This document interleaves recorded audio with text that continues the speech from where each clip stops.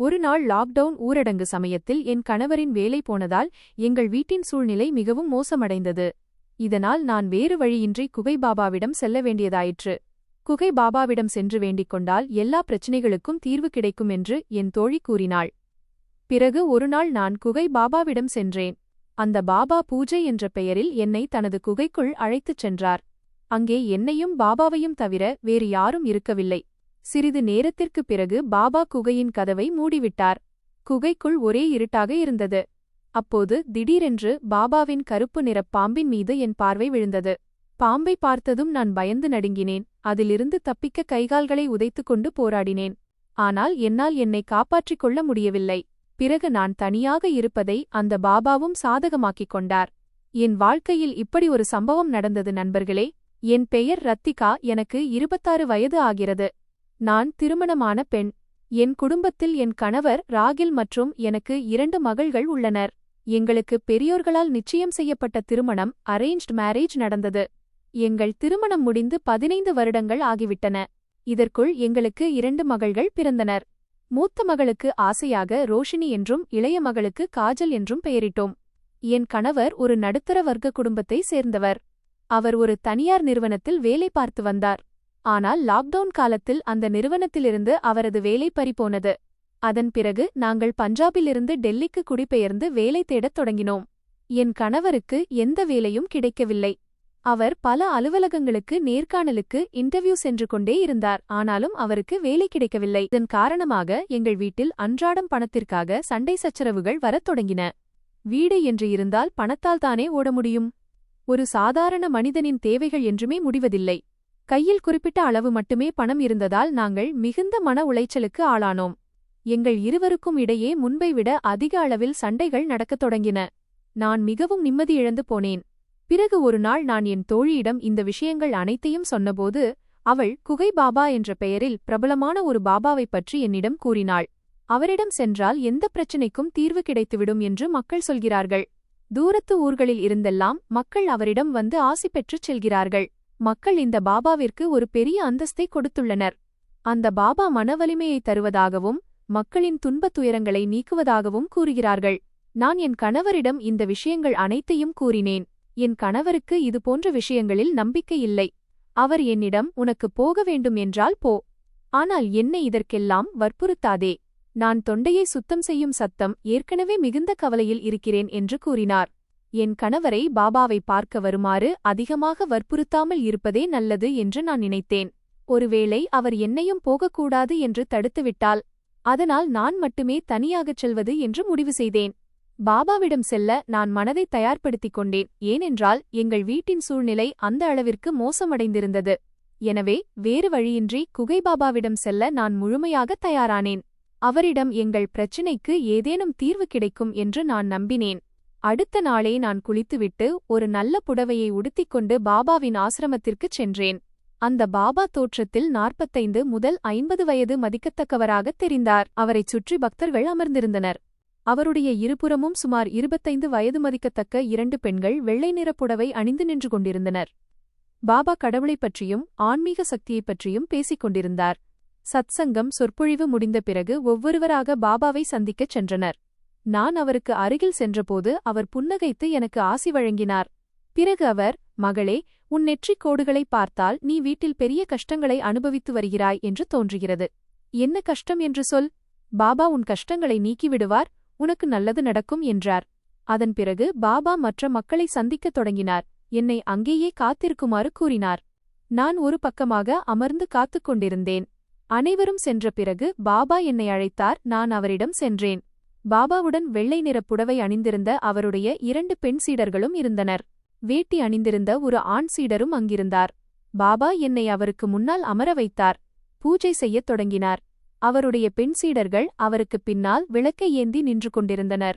பாபா கண்களை மூடிக்கொண்டு ஏதோ மந்திரத்தை மனதிற்குள் ஓதுவது போல் தன் உதடுகளை அசைத்துக் கொண்டிருந்தார். பிறகு பாபா கண்களைத் திறந்து என்னை உற்று நோக்கி மிகவும் தீவிரமாக பேசினார்.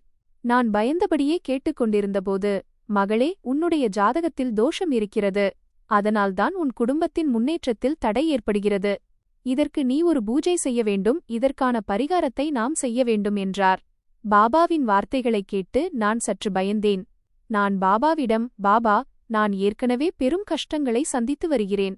நீங்கள் எந்த பூஜையாக இருந்தாலும் எந்த பரிகாரமாக இருந்தாலும் சொல்லுங்கள் என்றேன். நான் எந்த பூஜையையும் செய்வதற்கு தயாராக இருக்கிறேன்.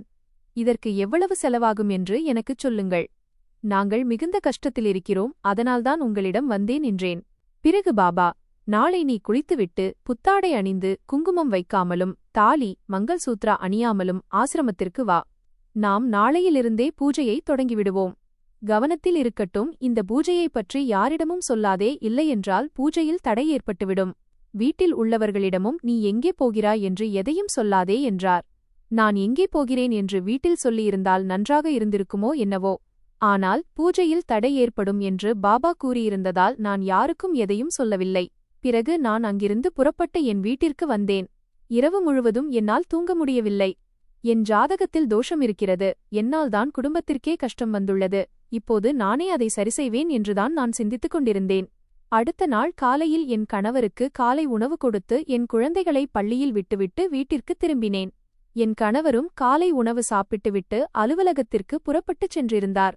நான் வீட்டின் வேலைகள் அனைத்தையும் முடித்துவிட்டு குளிக்கச் சென்றேன்.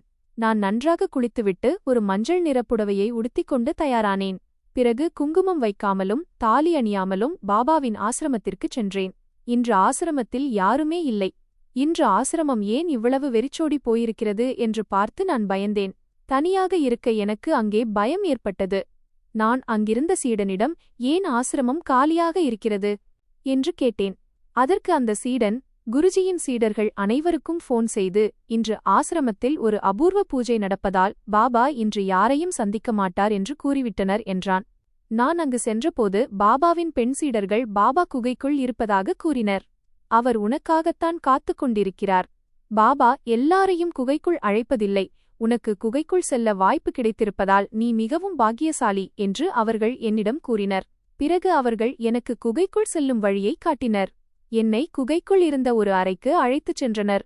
அங்கே உள்ளே ஒரு கட்டில் இருந்தது. அந்த கட்டிலுக்கு எதிரே பாபா அமர்வதற்கான ஒரு ஆசனமும் வேதி இருந்தது. இந்த பாபா இங்கேயே யாகமும் வளர்த்துவிட்டு இரவில் இங்கேயே தூங்குவார் போலும் என்று நான் நினைத்தேன். என் சிந்தனையை தடுத்து நிறுத்தியபடி அவருடைய பெண் சீடர்களில் ஒருத்தி, நீ சரியான இடத்திற்குத்தான் வந்திருக்கிறாய் என்றாள். பாபா உன்னுடைய எல்லா ஆசைகளையும் நிறைவேற்றி வைப்பார். அவரிடம் மிகப்பெரிய சக்தி இருக்கிறது. நீ பாபாவுடன் இங்கேயே அமரு. நாங்கள் வெளியில் செல்கிறோம். நீ இங்கே இருக்கும் விஷயத்தை யாரிடமும் சொல்லவில்லைதானே என்றாள். நான் இல்லை என்று தலையசைத்தேன். பாபா என்னை அமருமாறு கூறினார். நானும் பாபாவும் அங்கிருந்த தரையிலேயே அமர்ந்தோம். பாபா மந்திரங்களை ஓதிக்கொண்டே நெருப்பில் நெய்யை ஊற்றிக் கொண்டிருந்தார். மந்திரங்களை உச்சரித்துக் கொண்டே இருந்தார். பிறகு ஒரு பெண் சீடர் வெளியில் இருந்து ஒரு கிளாஸ் பால் எடுத்துக்கொண்டு உள்ளே வந்தாள். பாபா சிறிதளவு பாலை நெருப்பில் ஊற்றினார். மீதி பாலை கையில் பிடித்துக்கொண்டு ஏதோ மந்திரம் ஓதினார். பிறகு அந்த பாலை என்னை குடிக்குமாறு கூறினார். பாபா, இதை குடி என்றார். ஆனால் எனக்கு ஏதேனும் தவறாக நடந்துவிடுமோ என்று பயமாக இருந்தது. ஏனென்றால் அங்கே வேறு யாரும் இருக்கவில்லை. எனக்குள் பயம் இருந்தது. ஆனாலும் நான் பயந்தபடியே பால் கிளாஸை கையில் வாங்கி பாலை ஒரே மூச்சில் முழுமையாக குடித்துவிட்டேன். பாலை குடித்த பிறகு எனக்கு ஏதோ விசித்திரமாக தோன்றத் தொடங்கியது. திடீரென்று எனக்கு ஒரு போதை ஏறுவது போல் இருந்தது. என் கண்களுக்கு முன்னால் இருள் சூழத் தொடங்கியது. நான் மயக்கமடையத் தொடங்கினேன். தரையிலேயே விழுந்துவிட்டேன். ஏதோ பலவீனத்தின் காரணமாக எனக்கு தலைச்சுற்றல் வந்துவிட்டது என்று நான் நினைத்தேன். முதலில் என்னால் எதையும் புரிந்து கொள்ளவே முடியவில்லை. சிறிது நேரத்திற்குப் பிறகு எனக்கு சற்று சுயநினைவு திரும்பியபோது எனக்கு என்ன நடக்கிறது என்பது தெரியத் தொடங்கியது. ஆனால் என்னால் அதை எதிர்க்க முடியவில்லை. ஏனென்றால் நான் முழுமையாக சுயநினைவில் இருக்கவில்லை. சிலர் சேர்ந்து என்னை தூக்குவதை என்னால் உணர முடிந்தது. பிறகு அவர்கள் என்னை கட்டிலில் படுக்க வைத்தனர். நான் கண்களைத் திறந்து எல்லாவற்றையும் பார்த்துக் கொண்டிருந்தேன். ஆனால் என்னால் எதுவும் செய்ய முடியவில்லை. பிறகு இந்த பாபா தன் சீடர்களை வெளியில் காத்திருக்குமாறு கூறினார். பாபா பூஜையை தொடங்கினார். பாபாவின் செய்கைகளைப் பார்த்து நான் அதிர்ச்சியடைந்தேன். இது என்ன வகையான பூஜை என்று நான் சிந்திக்கத் தொடங்கினேன். என் கணவர் தன் சொந்த பிரச்சினைகளில் மூழ்கியிருந்ததால் பல நாட்களாக என்னை தொட்டுக்கூட பார்த்ததில்லை. வீட்டின் கஷ்டங்களைப் பார்த்து நான் ஏற்கனவே மிகவும் கவலையில் இருந்தேன். நான் கவலையில்லாமல் இருந்திருந்தால் இந்த ஏமாற்று பாபாவிடம் பூஜை செய்ய ஒருபோதும் வந்திருக்க மாட்டேன். பாபாவிடம் வருவதற்கு முன்பு ஒரு பூஜை செய்வதால் எங்கள் வீட்டில் சுகமும் செழிப்பும் ஏற்படும் என்றால் அதில் என்ன தவறு என்றுதான் நான் நினைத்தேன். ஆனால் இந்த பாபா என்னிடம் இப்படி ஒரு செயலில் ஈடுபடுவான் என்று எனக்கு தெரியாது. நான் ஒரு மயக்க நிலையிலேயே பாபாவை உற்று நோக்கிக் கொண்டிருந்தேன். அவன் என்னிடம், மகளே, அமைதியாக இருந்து பூஜையை கவனி. உன்னுடைய எல்லா பிரச்சினைகளையும் நான் நீக்கிவிடுவேன். உன்னுடைய வீட்டையும் சுத்தம் செய்ய வேண்டியிருக்கும். ஒரு நாள் உன்னுடைய வீட்டிற்கு வந்து வீட்டையும் தூய்மைப்படுத்தி விடுகிறேன் என்று கூறிக்கொண்டே இருந்தான். ஆனால் ஏதோ தவறு நடக்கிறது என்பது எனக்கு இப்போது மெல்ல மெல்ல புரியத் தொடங்கியது. பிறகு பாபா, எப்படி இருக்கிறது மகளே, உன் மனதில் இருக்கும் கவலைகள் அனைத்தையும் மனதில் இருந்து நீக்கிவிடு என்று கூறினான். பிறகு பாபா சத்தமாக மந்திரங்களை உச்சரிக்கத் தொடங்கினான். காலையில் நான் வீட்டில் இருந்து புறப்பட்டபோது, சரி, பூஜை முடிந்துவிட்டால் வீட்டில் ஏதேனும் நல்லது நடக்கும் என்ற மகிழ்ச்சியில் இருந்தேன். ஆனால் இங்கு வருவதைப் பற்றி யாரிடமும் சொல்லாமல் இருந்தது நான் செய்த மிகப்பெரிய தவறாகும். இப்போது நான் இதை எதிர்த்தால் இந்த பாபா என்னை கொன்றுவிடுவான். அது யாருக்கும் தெரியாமலும் போய்விடும். நான் அங்கிருந்து தப்பியோடு விரும்பினேன். ஆனால் போதையின் காரணமாக என்னால் எதுவும் செய்ய முடியவில்லை.